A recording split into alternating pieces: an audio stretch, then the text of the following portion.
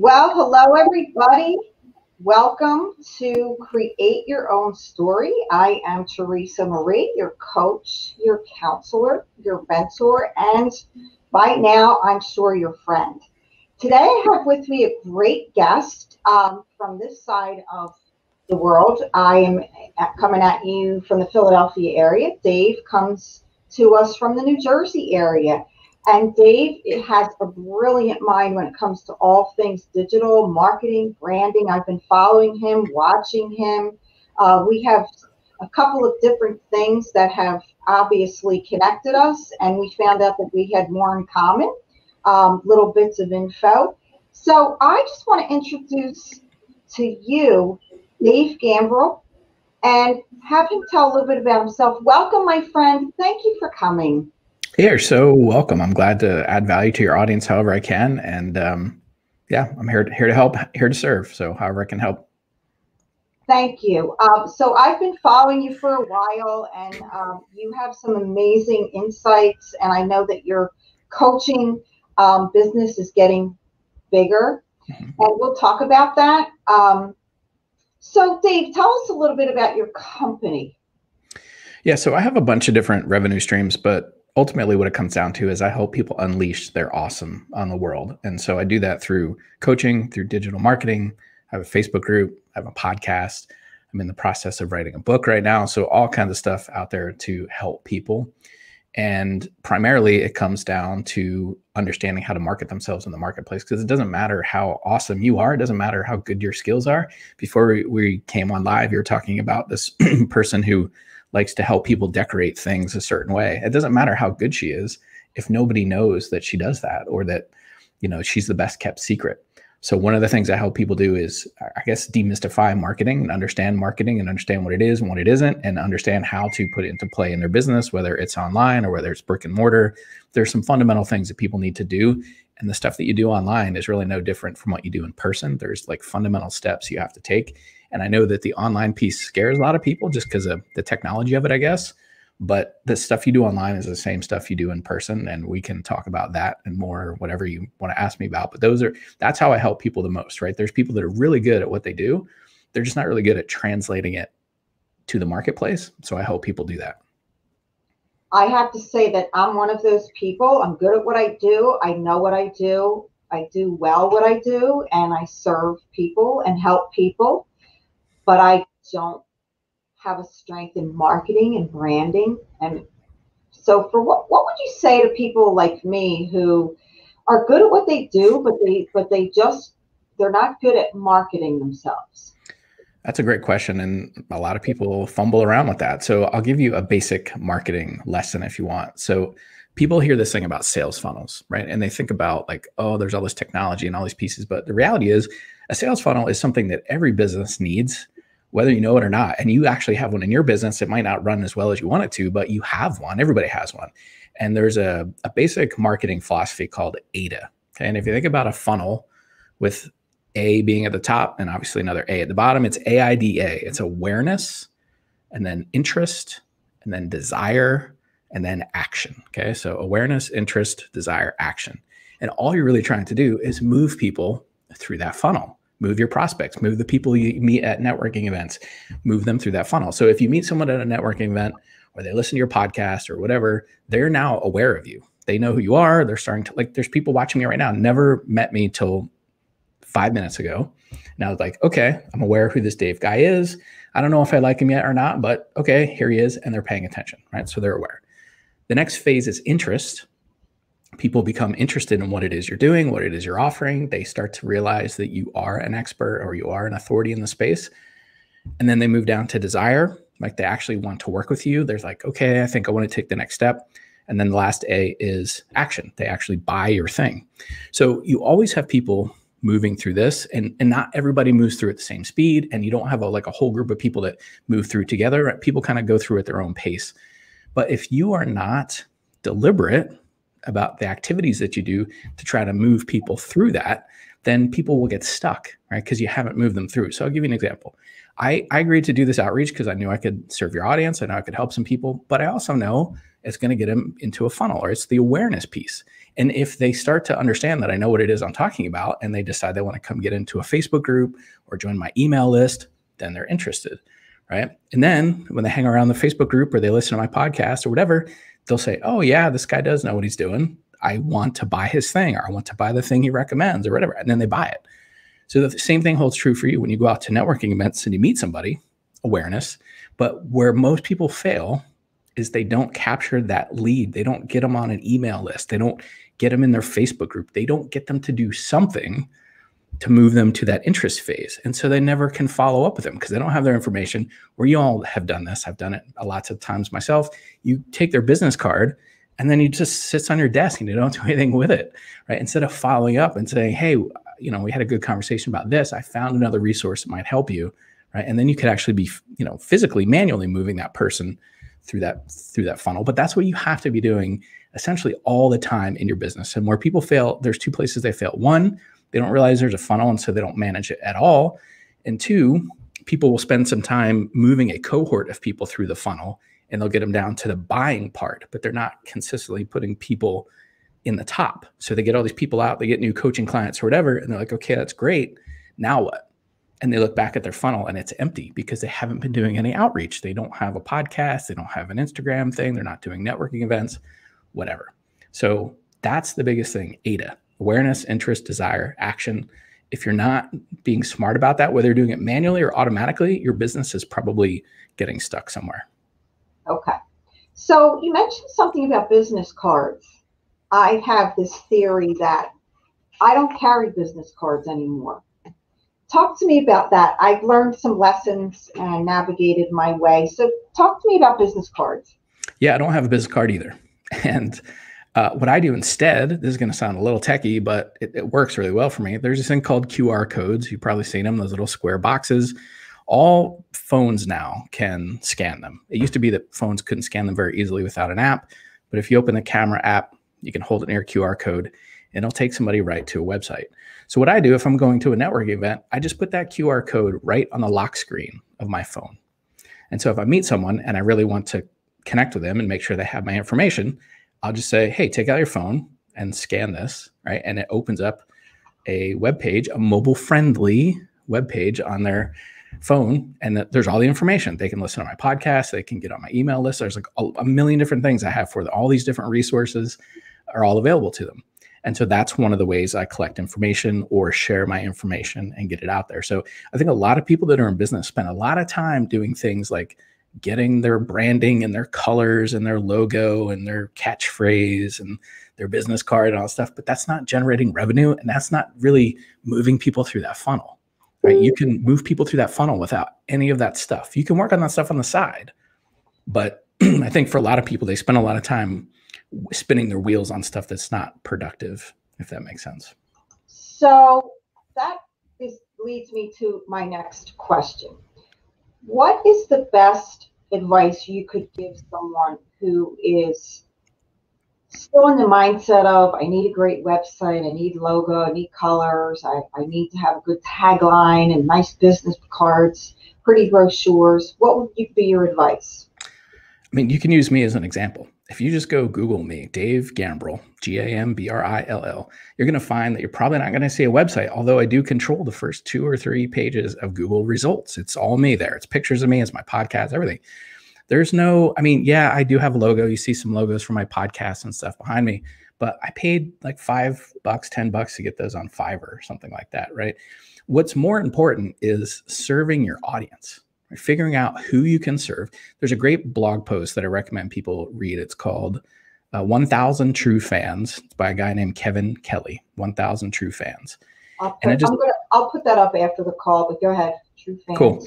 So when you read that, you'll see nothing in there is about getting a logo or getting a business card or doing any of those things. It's all about finding the people that want your stuff that you can serve. And here's the thing. Most people are out there in the world saying, nobody wants to buy my stuff because they're only looking in their sphere of influence, or they're only looking in their local town there in Delaware County, Pennsylvania, or in Hunterdon County, New Jersey. And they're like, nobody wants my thing. But the reality is there's like 7.8 billion people in the world. There's about 3.5 billion that have access to the internet, and more are coming online every day. There are people out there that want your stuff. You just have to figure out the way to market it and to get into that niche. And I think what's happening for a lot of people is they're not niching down far enough. They're being way too broad, right? And if you try to be everything to everyone, you end up being nothing to no one. So love that. Yeah. And so people have to spend time getting more specific. I would much rather people get like question their audience or survey their audience or figure out like what the needs are of their audience and start serving their audience, even if it's just through a free Facebook group or through an email list, than getting their logo and their tagline. Because once you figure out what your audience needs, what your niche needs, you can start serving them. And while you're doing that, you can have all this other stuff going on the side, but at least you're starting to understand what your audience needs, what they want, and you can start delivering it to them. So tell me a little bit about what you were doing before COVID. So this is interesting. Before COVID, I was doing stuff online. I had been preaching at people for years about getting their stuff online and specifically building their email list, because I was talking about how all this stuff is moving online. It's going. Now, COVID just moved it a lot faster. I mean, a heck of a lot faster. But predominantly, my business was online prior to COVID. Even more of it has gone online since COVID. And I've helped even more people figure out that that's a transition to make, because even if a pandemic is not something that you're faced with, you still, again, have a much bigger audience online. And if you can figure out how to serve people online in a way that's not stuck to a location, then you can actually realize the laptop lifestyle if you want. Like, I could be doing this broadcast, and you don't even know where I'm doing this broadcast today. I could be doing it from a house at the beach, or I could be doing it actually on the beach or whatever, right? So I think a lot of people have this old school mentality of business and having to have actual physical location. But I think COVID has woken people up a little bit and said, like, no, you can, for a lot of us, if you can deliver your stuff online, you can do it from anywhere in the world as long as you have a decent internet connection. So I haven't changed a whole lot. I've just helped a lot more people get online faster and more efficiently. Well, that's going to lead me to my next question. Tell me what you have seen now, because I believe now more than ever, we have to do things differently. The way we do business, the way we do relationships, the way we do life has completely changed. Yeah. And it's leveled the playing field. And I'm telling people every day, you can now do and be and have everything you were created for. And you and I talked earlier, we all have that superpower, something that's in us that we can actually use. And I'm helping people realize this. You can use your gifting, your superpower, to generate wealth and serve and add value. My superpower is resilience. I've been teaching resiliency and emotional intelligence for almost 2 decades, based on what I learned through my own bumps in the road and hiccups and train wrecks. And I've been able to bounce out and bounce through all of that. And in that, learn to delve deeper into the study of human development, research human behavior, teaching at a university, my own private practice. So I've been able to use all of those modules and present a resiliency skills building model that all of a sudden people were jumping around using the word resiliency, emotional intelligence through COVID.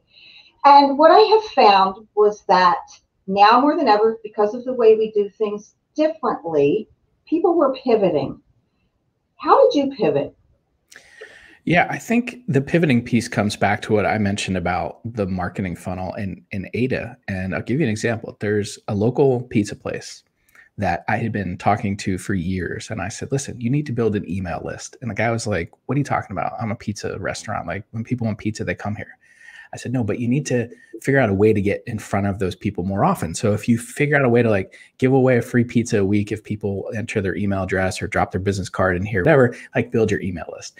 And during COVID, his business actually was the same, if not better, because he had a way to do outreach to his audience. Because he'd say, hey, I know you're busy. You're trying to teach your kids all day at home because they're doing school at home, and you're trying to work, and the last thing you want to worry about is dinner. So come by, we'll have pizzas ready for you, a special deal, whatever. And so he was able to do that. So I think for a lot of people, the pivot or the shift is in personal branding and building an audience, building a following, wherever that is. I recommend that eventually you get them on your email list because you can control that. You don't control a Facebook group. Mark Zuckerberg does. You don't control an Instagram thing. Zuckerberg controls that too. But you can control your email list. So I think for a lot of people, just knowing that they are a free agent, I guess, if that's the way I could explain it, is, most people thought they would go work for a company and be there for 40 years and retire and be taken care of. But that's not the reality anymore. You have to be your own free agent and look out for yourself in the marketplace and learn how to brand yourself and get yourself out there. So I think that's the biggest thing that people need to have a mindset shift about, because as you also saw in COVID, there were a lot of companies that laid people off very quickly because they're like, we don't need them anymore. And in some cases, they're not bringing them back because, to your point, we learned a lot during COVID, and they're like, you know what, we don't need those people. We can actually do this stuff online. And so you have to figure out how to market your skills in the marketplace successfully. And then you'll never have to worry about having a job. Like, you could go have a job if you want, but if for some reason you get fired, laid off, whatever, you know that you have skills, talents, and abilities that the marketplace will pay for. And that is an extremely freeing position to be in. Absolutely. So give me some tips for someone who says, I have no idea how to build my email list. What is, other than going around knocking on doors, collecting people's email, and then come home and hunt and peck in the email and generate a list and blind carbon copy? How would you recommend someone get started? Yeah, and I wouldn't recommend a lot of that stuff anyway, because you have to get people to opt into your email list. They have to give you the permission to email them. That's a proper way to do it. So the best way to do it is something that's called a lead magnet or an opt-in magnet. If you figure out what it is you do for your audience, the niche that you serve, if you figure out what their problems are, you can create a handout. Maybe it's a video on YouTube. It could really be anything that's going to help them, that's going to serve them. So you could say, here are the 7 mistakes people make when they try to transition their business online and how to avoid it. And maybe I shoot a video on YouTube and I leave it unlisted, but I create what's called a landing page or an opt-in page for people. And I say, hey, do you want the 7 things that, mistakes that people make, blah, blah, blah, enter your name and email address and I'll give it to you. And so you just put something out there of value for people. You capture their name and email address. And then the key is you have to continually follow up with them. You don't always have to sell them things, but after they get that first video, maybe a few days later, you have an automation set up, or maybe you do it manually, where you follow up and say, hey, what did you think about that video based on what was in there? Do you have other questions, or do you have follow up? Or would you like to schedule time on my calendar? And you can send them a calendar link or whatever. So that's one of the things, just creating a basic opt-in landing page to help serve people. And that's all you put on there. Some people call it a squeeze page. You don't put lots of other information. It's not your whole website. It's just a page people go to and says, here's the 7 things. Here's the 11 things. Here's the 3 steps. Here's the framework, whatever. You just give something of value to people, and in return, you get their email address. That's excellent advice. And so I know that I have so many questions, and there's so many people that have so many questions, because right now people are fearful of the future. Tell me what you see moving forward post-COVID with marketing, digital branding, things like that. So I see authenticity and just people being themselves. That seems to be the thing that is having the most success moving forward. And you'll even see big brands that are trying to do that or show that, right? It's hard for them to do, but where I'm seeing the most success right now, I have to remember, people want to move on the path of mastery, whatever it is you're teaching, whatever it is you're helping them with. If the path of mastery is from A to Z, right? And there's all these big wigs or people that have written books and have these giant courses or whatever that are at Z, maybe a college professor that, teaches over your head. They're super brilliant, but they're so far ahead, you can't relate to them, right? But people just starting out at A, B, or C, they're looking for somebody that's just figured out how to do it. So maybe they're at D or E or F or G or whatever. That could be you. And so one of the big changes that I'm seeing, and you're seeing it in school, I have one that's finishing up college and one that's in high school on his way to college soon. Even in college degrees and things like that, it's people are getting more specific, specialized knowledge from online courses, online masterminds, group coaching, things like that, because things are changing so fast that by the time a textbook is written or a college course actually gets okayed through the board and everything else, a lot of that information is outdated. And so what I'm seeing is speed of implementation, people getting out there faster, people learning faster, and people are willing, way more willing now than ever, to learn from people online that aren't part of an institution, that aren't part of a college, like learning from me or learning from you, not necessarily at a school. And so that's one of the biggest changes. And before COVID, there was a forecast that said online learning, not including online universities, online learning was going to be about $325 to $330 billion a year. I'm pretty sure since COVID's happened, that number will go up. So if you think about it, if we want to round up, about $1 billion a day is being spent on online education. So if you're not positioning yourself online to help serve these people in all kinds of things, not just traditional education or things that you would think like, oh, there's a course. People are teaching things in stuff I never even heard of. Like how to forage for mushrooms. Like, just, like really, seriously. Like a lot of people think like, oh, you have to teach math or calculus or reading or foreign language. No, I have seen people teaching some things that I didn't like. There's one woman, Heidi, who's become a friend of mine. She teaches people how to do decorative door hangers. Like, I didn't even know that was a thing. And I certainly didn't know there was a market. She has a huge, I think it's over 7-figure business online, teaching people how to do decorative door hangers. So there's an opportunity out there. You just have to step into it. And that's where a lot of people, either they don't see that opportunity or they just are so fearful that they don't even look for it. But it is certainly there. Yeah, it's fear. It's very scary. Is that me? I wonder if I'm like on a page. Two more questions. So you are a coach, correct? Mm-hmm. Through the John Maxwell team. Yep. As am I. We've talked about that. You were one of the original founding members? Yep. About a little over 10 years ago was when they started. Tell us a little bit about that. Yeah, so it was an amazing thing. I got invited to a call by Darren Hardy, who at the time was from Success Magazine. Love him. He's like, hey, John Maxwell's doing this thing. You might want to get on a call. I'm like, okay, Darren, if you say so. And John's a pretty smart guy. So I got on there, and basically they pitched the John Maxwell team, and it wasn't even a thing yet. It wasn't like they didn't even have a website or anything. They're just like, hey, here's what we're thinking about doing, which, by the way, is a great key to all of us of like, hey, they just got started, right? They didn't wait for their website to be done. They didn't have like all this stuff. He just said, hey, I'm thinking about doing this thing. And if you want to be a founding partner, this will be the investment. And here's what you're going to get. And I was like, yeah, John Maxwell, of course. And so I said, yes. And at the time, it was the most money I ever invested in my own personal growth and development.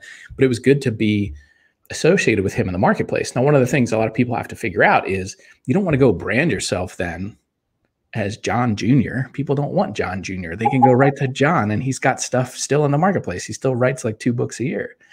And so you have to figure out how to create your own brand in the marketplace and use that stuff as part of what you're doing. And so, yeah, so that was an amazing thing. I met a lot of amazing people all over the world. I don't know, there's like 30,000 coaches or something in that program now. And so I've made a lot of friends all over the world through that program. As have I. One of the things during the COVID is, I actually was speaking internationally. I was learning how to do Zoom and StreamYard, and people were calling me from all over the world. And I was on TV in Malaysia and Canada and West Michigan and Punjab and Pakistan. And I was just, this whole world opened up, and I'm like, wait, what? I'm in my living room in my sweatpants and my slippers. I mean, it was insane. Yeah. Hilarious. So that leads me to one of my final questions. You just completely nailed what I wanted to talk about, the nuts and bolts of this. So you're a coach. What do you coach? What do you coach people on? So I do have, one of my businesses is still leadership training and consulting, but it's so automated that I don't talk about it a lot because I have enough leads and stuff coming in, and I just don't have enough hours in the day to bring on more coaching clients there. But I do also do some coaching and training in the digital marketing space. And so, I have a Facebook group and some other things that teach people that. And what I have learned is that instead of doing 1-to-1, which you're limited, right? Even if you work 24 hours a day, you could only serve 24 people if you did hourly calls, I have figured out how to do one-to-many. So I deliver a lot of my stuff online in group coaching or in courses or things like that so that I can serve even more people. And it's more time leverage. So if I want to go spend time outside today, it's pretty nice. I can do that, but my business can continue to grow and I can serve more people because I'm not doing one-to-one all the time. That's amazing. That's one thing I can say is definitely changing the way I do things is group coach. Because as a therapist, a lot of people don't like group therapy because, I don't want to talk about my problems and I don't want them to know what I'm going through. Group coaching is very different. Very, very. Therapy is not coaching. Coaching isn't therapy. That's a whole other call. What would you say to someone who would say, Dave, you know what? I just don't have the money. It's too much money to pay a coach. What am I going to get out of personal development? What am I going to get by talking to somebody who's a leadership trainer? Talk to me about that. I hear that a lot. Oh, it's too expensive. I don't have that kind of money or time. Yeah. So people, it's not that you're too expensive. It's that people don't see the value in it. And you haven't done a good enough job explaining what the value is. So if you are somebody that finds a lot of people telling you that, you have to build up the value and you have to explain to people as you move them through ADA, right? There's an education piece in there where you're teaching and maybe through social proof and some other things. But if you're somebody that says that, then I just recommend to people, I say, okay, fine, go get a book, like go, whatever their issue is. I say, hey, go read this book or check this out. Like I start where I want to get them results with where they are right now, right? So maybe they're not going to pay for my coaching, but I want to help them. So I'll say, okay, what is your issue? What's your problem? Okay, but you're not going to invest in this program or whatever. Okay, fine. If I were you, I would go read this, or I'd go check this out, or go read this blog post, or listen to this podcast. So just try to get them results wherever they are. And if they're action takers, they'll do it. And they'll come back to you and say, okay, that was very helpful. Thank you. And then I'll say, well, if you like that, you're going to like my coaching program or whatever, right? So it's really just moving that. And a lot of times, like they don't know if you know what you're talking about. Again, they're aware of you, but they don't know if they're interested in you or they desire to work with you. So a lot of times, even like in the John Maxwell team, I'll find a lot of people, like if they're only trained in one thing, they're like, oh, go read this book from John Maxwell. It's great. I'm like, well, if that's not going to solve their problem, maybe they have a separate problem. It's not one of his books, 110 books or whatever, it's not going to solve. Maybe there's a different book they should read. So even if I'm a coach in that program, I'll say, hey, listen, I've read this book. It's pretty good. It's not one of John's books, whatever. Go check this out or listen to this podcast, whatever. And if you help them, if they get results, they will come back and they will want to work with you. And so that's what I do. I just try to help. That's why I created a free Facebook group with digital marketing, because there's a lot of people that just don't know, and they get in that group and they see the answers that I give other people, and they see the results other people are getting. Social proof is built. So then when I offer something, they're like, okay, yeah, this Dave guy doesn't know what he's talking about. I'm ready to buy, right? So a lot of people just kind of sit in that incubation phase. And if you just keep serving them, you keep giving them resources, as long as it's not taking a lot of your time, right? That's why you do a lot of it online and it's automated. And you're just serving them. And then when they're ready, it's like popcorn kernels. They just, like, not all of them pop at the same time. You get a couple that pop up. Okay, cool. These people want to take the next step with me or pay for my thing. And then another couple pop up. And so that's why it's so cool. If you have an automated process online, that will continue to happen.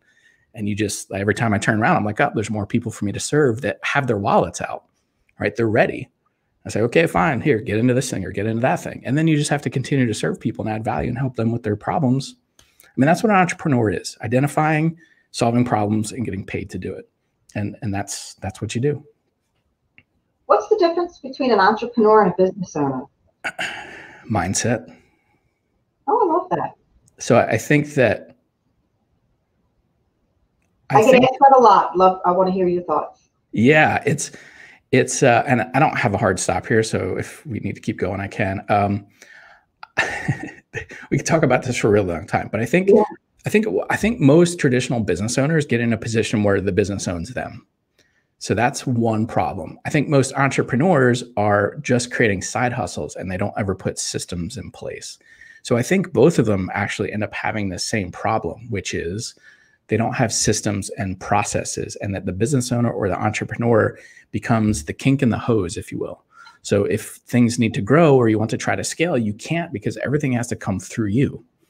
And so I think one of the biggest challenges is, how do you set up the systems and the processes and get the right tools to automate a lot of that, so they don't have to worry about it. Like just before when I was talking to you before we started recording today, I just happened to notice on my email, I got 3 new appointments booked that went on my calendar automatically.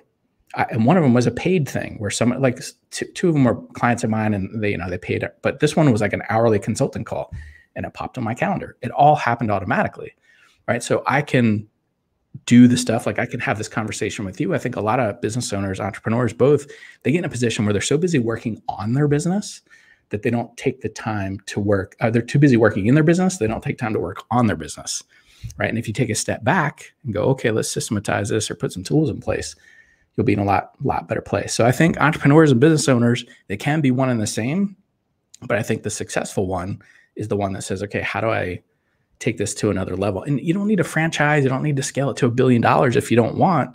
But a lot of people grow a business or become an entrepreneur because they want time freedom and money freedom. And a lot of times that doesn't happen because they might get money freedom. They might get all the money they want, but they don't have any time to spend it. And so you want to be smart about, how do I do this in such a way that I have the money that I want, but I also have the time to spend it, and I can spend it with my family or whatever. So that becomes one of the biggest mindset shifts that people have to make is, like, what are you doing this for? And what do you want to scale it, or do you not want to scale? Like, what do you want to sell it? There's a lot we could talk about there. We can. Maybe you'll come back for a part 2. Maybe. Because if you're not too busy.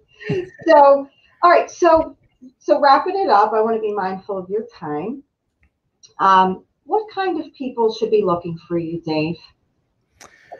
I think anybody that they know that they have a message that they want to monetize online, or they have something that they want to monetize online, and they just haven't figured out how to build that audience, or they don't understand, like maybe this is the first time they ever heard ADA, my funnel thing.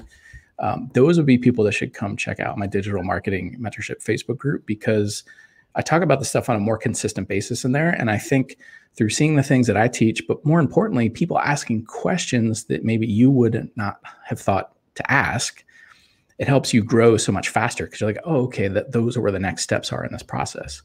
So I think anybody that's having a challenge with that, building an email list, selling your stuff online, I would be a good resource for you. And if I can't answer your questions, I'm a really good connector. So I'll say, listen, this is not something we focus on here in this group, but you can go check out this group or this course or whatever. I've been doing this for a while now, so I have a lot of people in the online space that can help you. And so how can people get a hold of you easily? Like, I'll post your information that you want me to post, but for right now, those listening, maybe they're driving, they can't do anything. What's the best way? Sure. So you could just search me on Google. My last name is Gambrill, Gambrill. I cover the first, like I said, 2 or 3 pages of results.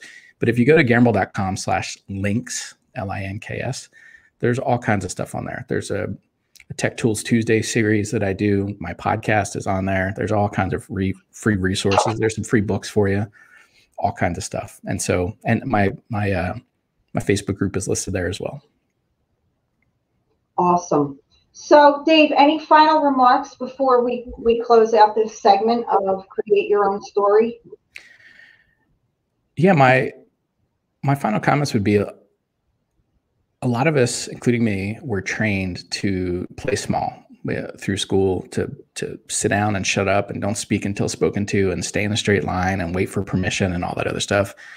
But I think the successful people in this world are the ones that, instead of asking permission, they just go do it and they ask for forgiveness, right? You have to get in a action taker mindset and capitalize on your ideas quickly. You have to move fast. The successful people are moving fast and breaking things, right? And so, John Maxwell has a book, sometimes you win, sometimes you learn. So you have to get out there and take action. And the people that are sitting on the sidelines are not the ones that are being successful. It's the people that are getting in the game. And yes, they might get beat up initially, just getting in the game, because sometimes you don't know what you're doing, but that's where you'll learn the fastest. You'll learn by doing. And so if you're not doing anything, I would encourage you to start doing something. And in that process, you will learn. So for those of you who want to get back in the game or get in the game, reach out to Dave. I'll post all of that information. My phone's ringing. My phone is dinging. I think people are like, hey, I want in. So I'll post your information, Dave. I'm really excited about some of the things that you've talked about. You're speaking my language. And I want to just offer you an opportunity to come back again, maybe if things ever slow down for you. But you're amazing. Thank you for spending some time with us. Folks, if you are interested in reaching out to Dave, I'll post the information. I highly recommend Dave. And I wish you all a great rest of your day. Dave, thank you so much. Have a blessed rest of your day. And be well, my friend. You're welcome. Thanks, Theresa. I appreciate you.